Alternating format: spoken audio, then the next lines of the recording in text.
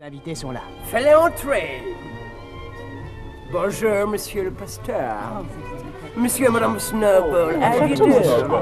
Et vous, Mr. Zlotsky, cher grand écrivain. Ladies and gentlemen, permettez-moi de vous présenter un brillant reporter, mon ami, monsieur Tintin. Heureuse de vous connaître.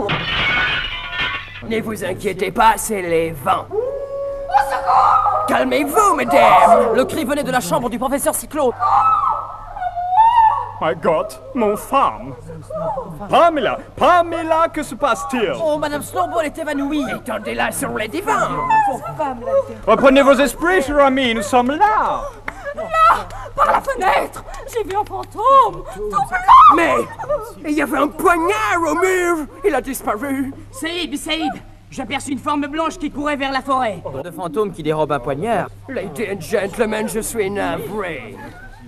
Puis-je vous suggérer de vous asseoir? Boys, servez les drinks.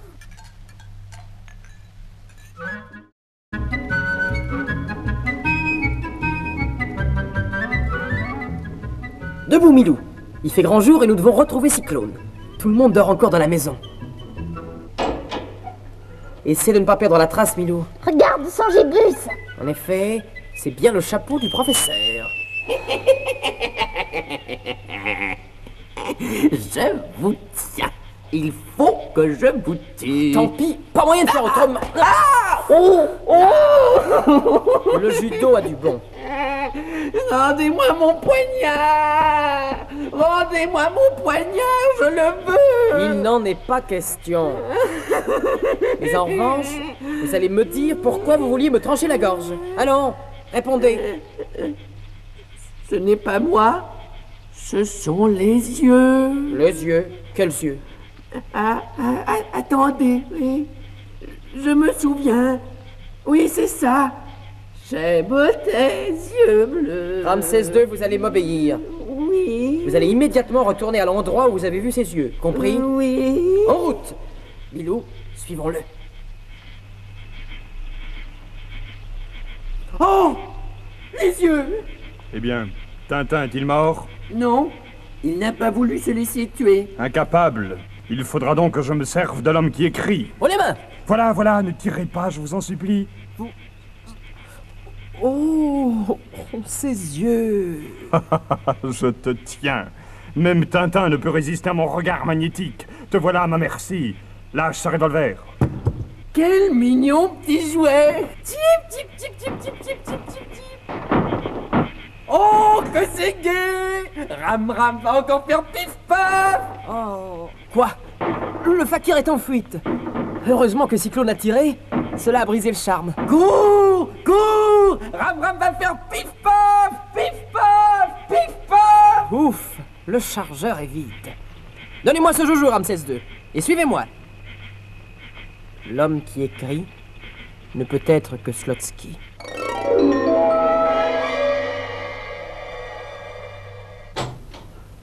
Bonjour, monsieur Slotsky. Monsieur Tintin?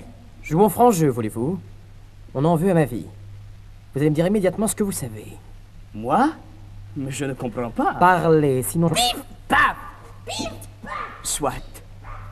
Encore que je ne sache pas grand-chose, une bande de trafiquants de stupéfiants a décidé de vous supprimer. Faites-vous partie de cette bande?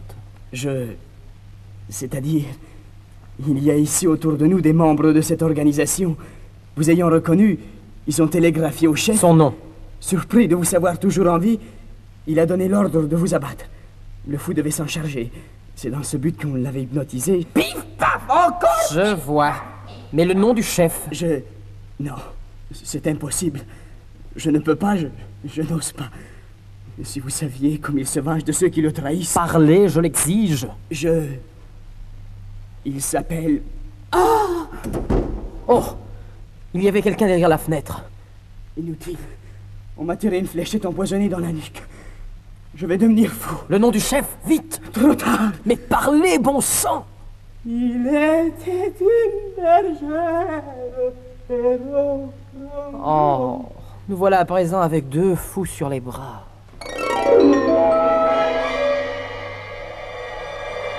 Que cela est bien étrange. Mon cher Tintin, le docteur Finet a dû partir tôt au matin et il m'a prié de vous remettre cette lettre adressée au directeur de l'asile. Les 2 malades sont déjà dans la voiture. Encore merci, Major. Tu vas vers l'asile, Tintin. Grâce à la lettre que j'ai substituée à celle du docteur Finet, tu seras bien reçu. Mais laissez-moi sortir d'ici! Je ne suis pas fou, moi! Je ne suis pas fou! Vénéré maître, Tintin, tenu pour fou, est désormais colloqué. Mon Dieu, c'est effroyable! Personne ne me croit, je me sens vraiment devenir fou! Voici votre potage. Mon potage? Ça va barder! Merci. Voilà ce que j'en fais de votre soupière, un chapeau dont je vous coiffe! Vite, vite, Milou, sauvons-nous, vite! Par ici! Par les jardins! Un train! Si nous parvenons à sauter dessus, nous sommes sauvés! Arrêtez-le! Arrêtez-le! Mon Dieu! Milou n'a pas pu me suivre! Et ce train qui m'emporte! Pourvu qu'il songe à suivre la voie! Allô? Allô, Arbouja? Un de nos fous s'est évadé et a sauté dans le train qui va entrer en gare. Voici son signalement. Serrou départ à 14h50 voie 5. Pistoul départ à 15h voie 9. À présent, il s'agit de sortir de cette gare. Il y a là 3 gaillards dont l'allure ne me dit rien qui vaille. Pas d'erreur. Ma fuite a dû être signalée, ils m'ont reconnu.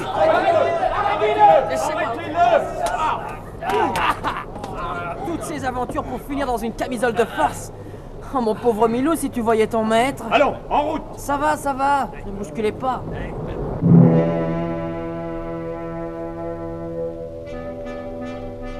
Voilà.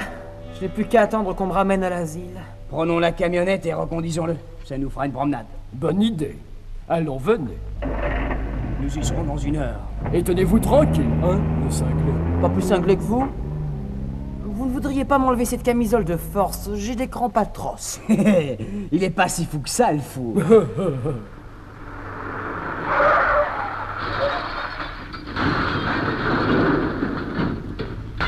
Où es-tu? Qui va là?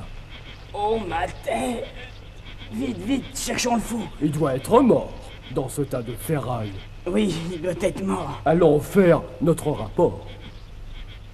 Ils sont partis. Je crois bien que je suis libre. Enfin, libre dans une camisole de force. Oh, un éléphant. Mais harnaché celui-là. Et sur son dos, un raja. Monsieur! Monsieur! Par le bas blut sacré. Regardez, Altesse. Pardon, monsieur. Auriez-vous l'amabilité de me délivrer de cette camisole de force? Mahala, aide ce jeune homme à monter près de moi. Voilà, Altesse. Je suis le Maharaja de Rawash Putala. Vous êtes mon hôte, monsieur... Tintin, Altesse. Tintin, journaliste.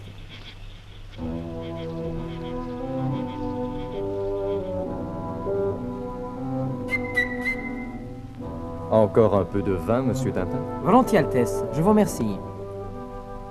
Par Brahma, cette musique! Personne. Je ne vois personne, c'est affreux.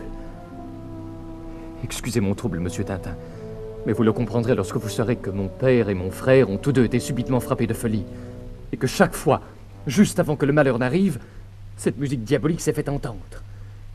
Aujourd'hui, j'en suis sûr, c'est à moi que s'adresse ce sinistre avertissement. Zlotsky. Vous dites? Je pensais à quelqu'un qui m'avait déjà parlé du poison qui rend fou. Permettez-moi une question. Votre père et votre frère s'étaient-ils attaqués au trafic des stupéfiants? De l'opium, par exemple? Certainement. Moi-même, d'ailleurs, je continue la lutte. Dans ce cas, nous les tenons.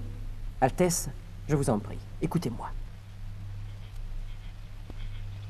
Le dernier des Maharajas doit payer. Montre-moi sa fenêtre. Et j'irai lui souffler dans l'oreille le poison qui rend fou. Tu vois là-bas, au 2e étage, là où la lumière vient de s'éteindre. C'est la chambre du Maharaja. Bien, corde magique. Tresse-toi. Dors tranquille, ô Maharaja de Rawajputala. Voilà. Demain, la raison t'aura abandonné. Je n'aurais pas pu me poster à un meilleur endroit.